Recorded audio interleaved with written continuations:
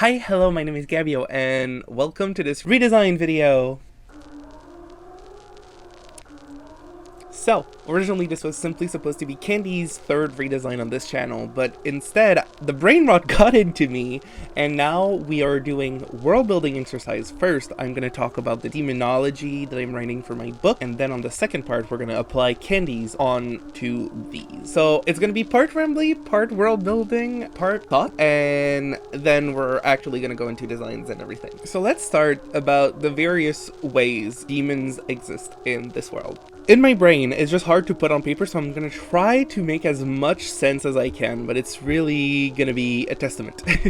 In this world, hell as we know it in like the Catholic religion doesn't really exist. Humans don't tend to go to hell. Where like human souls or whatever go, the afterlife is not something I'm super interested in tackling in this universe, except for certain characters. This hell, inferno, whatever I'm gonna end up calling this place, is where certain people reside that become demons and demonic entities.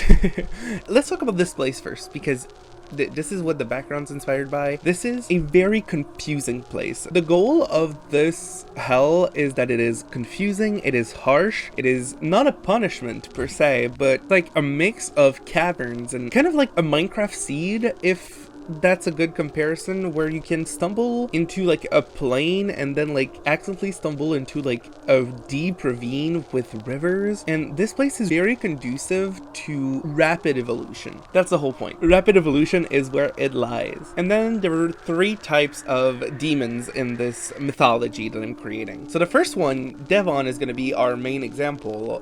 They are original demons. They are fallen angels from heaven, no matter how long, when Lucifer fell. They are generally dressed in pink.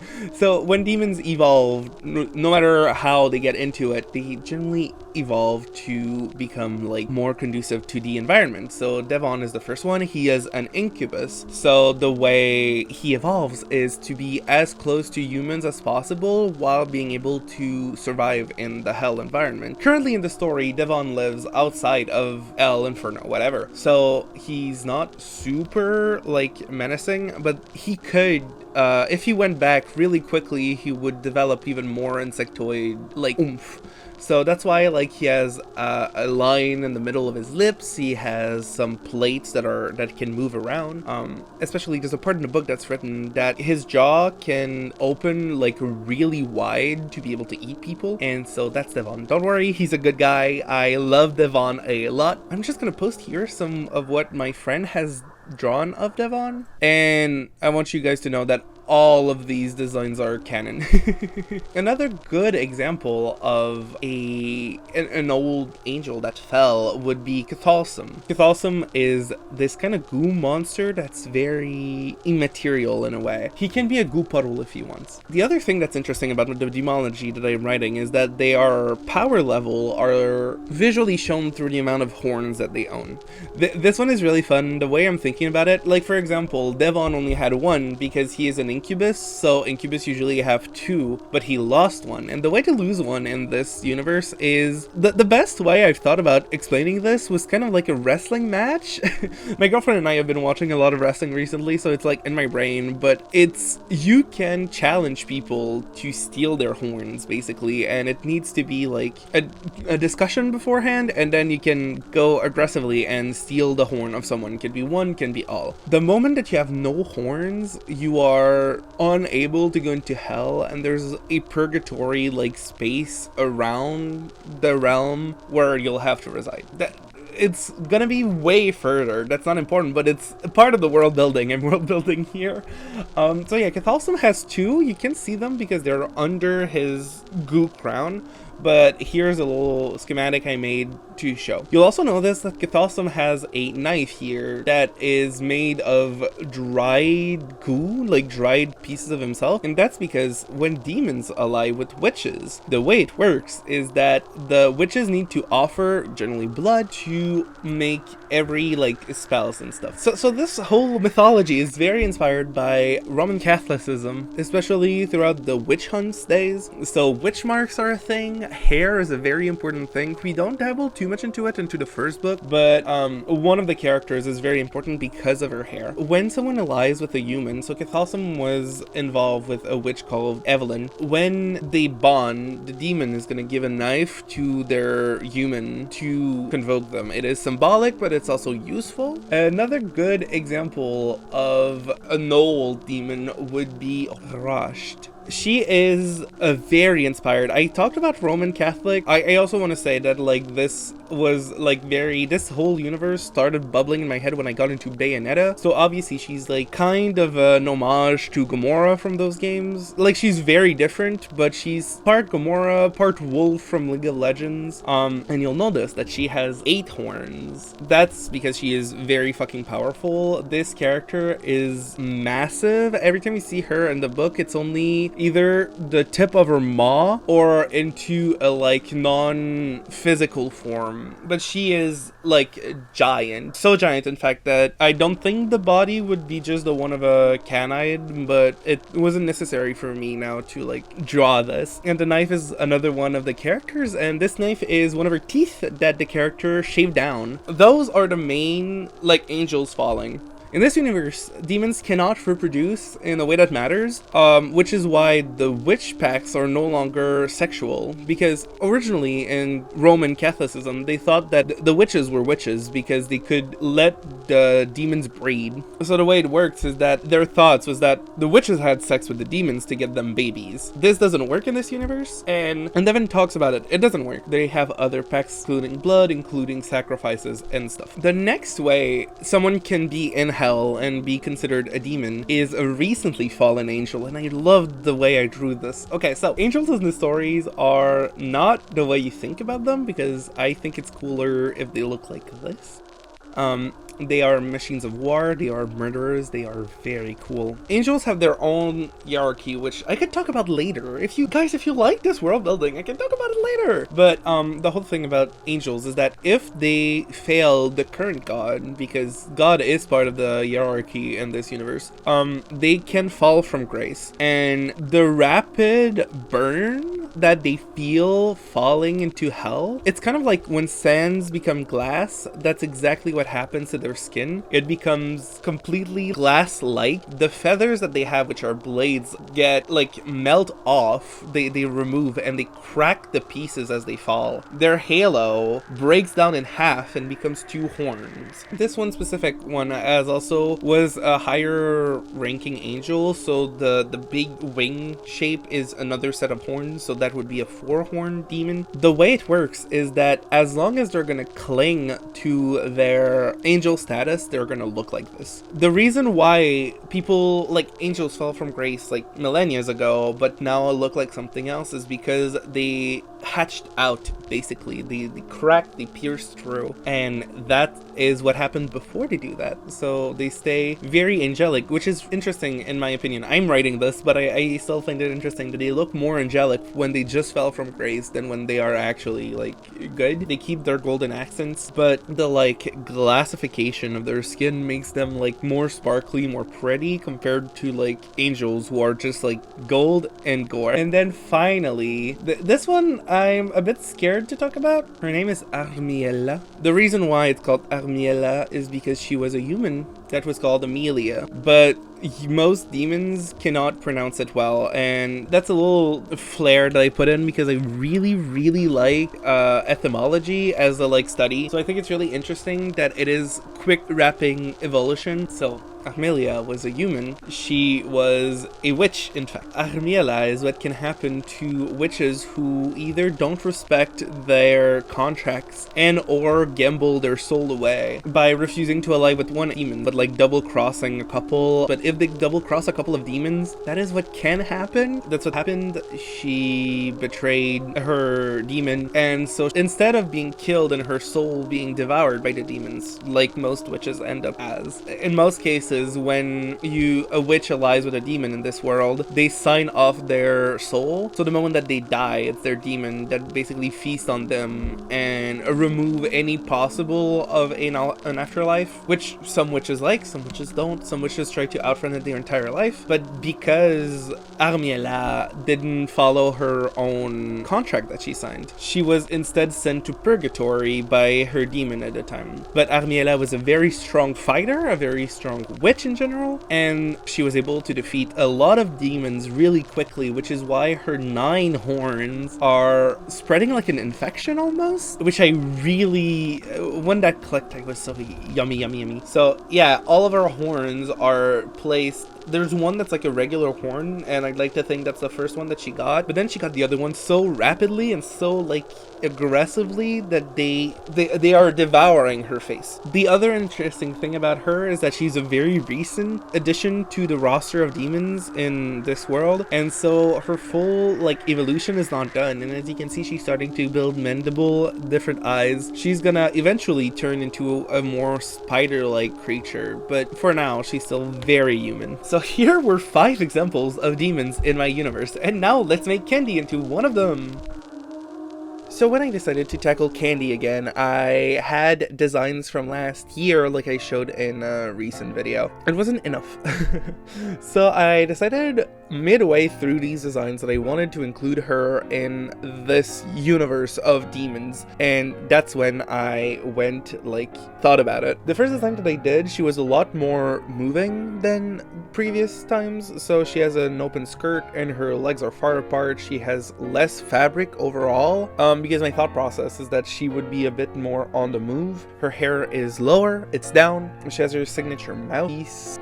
For if it's your first time seeing Kandie, my original concept was mixing a kind of like candy cane creature monster with really cool SFX makeup that I saw on YouTube a long time ago of like an ripped open mouth, and then over the time I integrated it into my style and what it looks like. But the whole concept is that her mouth are like gashes that can absorb souls. So that was there in the first one. She has a bunch of horns because I wanted to play with that. The first design is kind of cool, but it's fine. It would be more akin to if Kandie was a D&D character than if she was like a demon that's like intimidating, I guess. The second design I went with, I saw Poor Things, and the fashion in Poor Things was everything to me. I really liked it, so I tried to incorporate some of the sleeves that Bella wears in that movie and play a bit with the shape language and with the openness of it, and then a more like corporate tied back hair. I like that one. I really like the dress, and it's basically the dress I end up going with. So yeah, the third one is a remake of my 2022, I think, design. So it's the same similar dress, but with today's eye for silhouette. I really love the face shape on that one. The eye are really round and it's fun. She looks really nice. And yeah, there's not much to say. I like this design, but it's not Kandie appropriate, I guess. The next one is probably my favorite. Again, outside of Kandie, I think the way the dress is open, that really shows off the tattoos that like she has, is really cool. The hair frames her face really well. I love the details on the face too. It's a really fun design, and those are the horns I end up going with actually. And then the last one is what designed the face around, the droopy eyes that I really loved.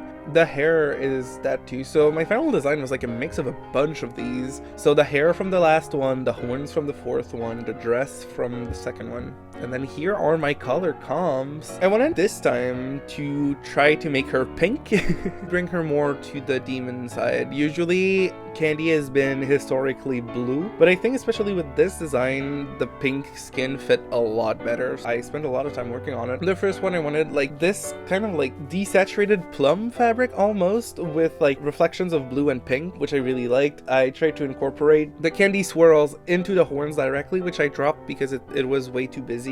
But overall, that's actually the comp I went with. So for the second one, I decided to bring back her blue skin, try that out, and make a pink dress to go with it. I really like the saturations of this one. It's like, I really like this design. It's just not the one I decided to go with. And then the final design is back to pink, like the first one. I decided to try this gradient like horns, which is what I ended up going with, and a blue dress. So there's not much to say about this one either. I liked it and I liked the blue details, but the first one was really harmonious to me. And so have you seen on the side, here is the final design that I'm working on. This shading is really cool. I really like my current shading style. I think it's same with all of the other pieces. I think I've gone in a really good direction with my shading styles. I think the like gradients that I now incorporate a lot more is cool. I really like the white shinies. I started doing that like last summer, but then didn't like fully integrate it in my art that much. It's very much inspired by Jinja Ninja here on YouTube. I wanted to bring that in and play with that. And yeah, I don't know, I think like the final product looks so beautiful, like well shaded and everything. I think it's a really cool concept. So yeah, I think this Kandie redesign is very successful.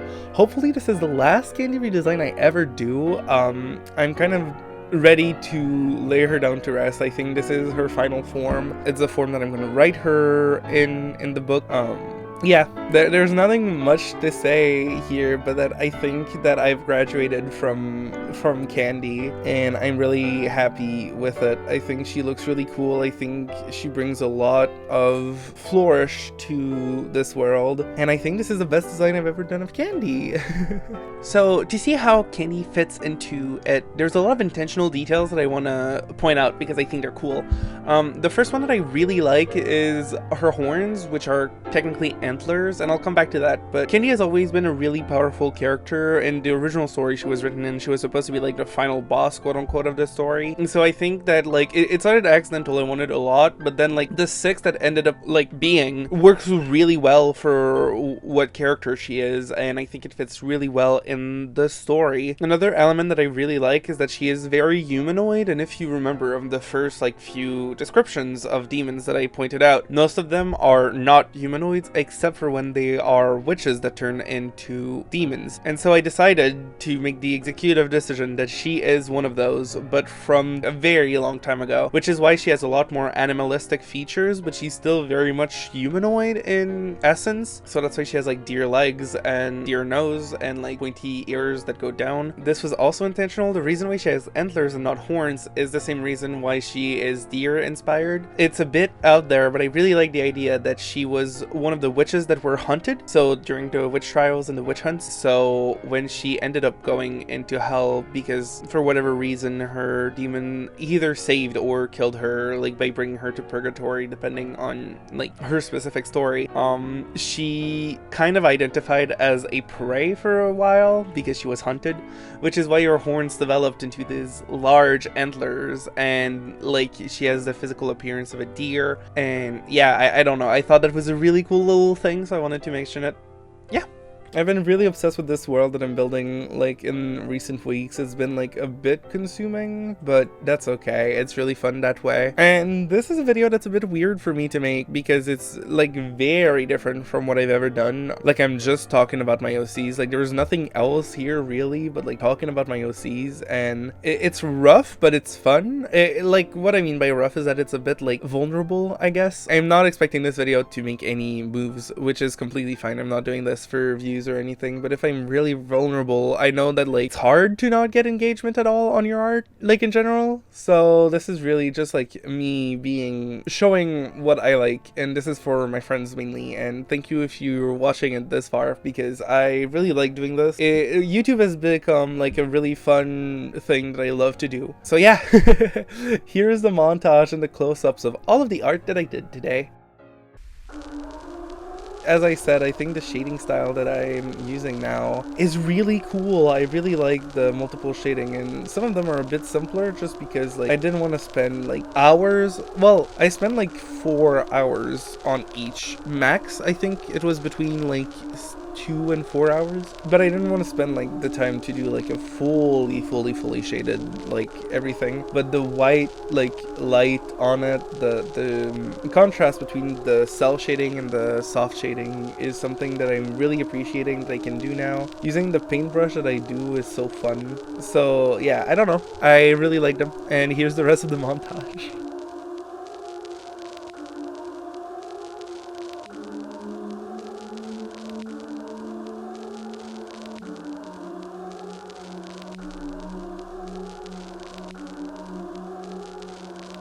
So thank you a lot for coming around. Again, thank you so much for listening to my rambling. Last time I posted a new channel trailer, and as you've seen in this video, there's new icons that are me, and I really like them, and I hope you do too. They were really fun to design and to do. So yeah, I am bearing my soul to y'all, and I had a very fun time, and I hope you had too. Next week we're going back to quote-unquote normal scheduling, in which I'm going to be reviewing a book series that has been encompassing my entire life and that I can't stop thinking about, even though I finished reading it like 2 weeks ago, and I'm almost done with another book, but I'm still thinking about it. My social medias are going to be all around the screen if you want to follow me. I'd say that the best place to follow me is probably on Tumblr or Instagram, I guess.